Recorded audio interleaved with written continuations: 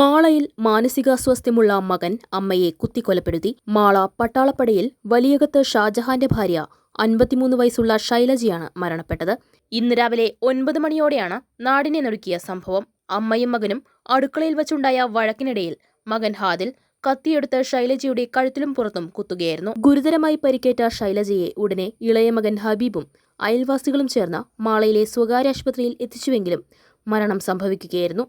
4 മക്കളിൽ മൂത്ത മകനാണ് ആദിൽ. രണ്ടാമത്തെ മകൻ നാദിൽ UK-യിലാണ്. സംഭവം നടക്കുമ്പോൾ മക്കളായ അസ്ലം, ഹബീബ്, ഷൈലജയുടെ പിതാവ് അഷ്റഫ് എന്നിവർ വീട്ടിലുണ്ടായിരുന്നു.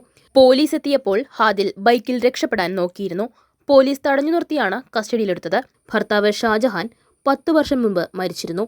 ചാലക്കുടിക്കടുത്ത് ചൌക്ക സ്വദേശികളായ ഇവർ ഇവിടെ വന്ന് താമസമാക്കിയതാണ്.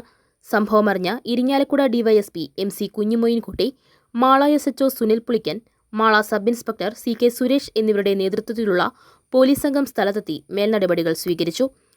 ASI Najeeb PB, CPOമാരായ Ajith KK, Deepesh PD, Naveen PD, Jibin KK എന്നിവർ സംഘത്തിലുണ്ടായിരുന്നു.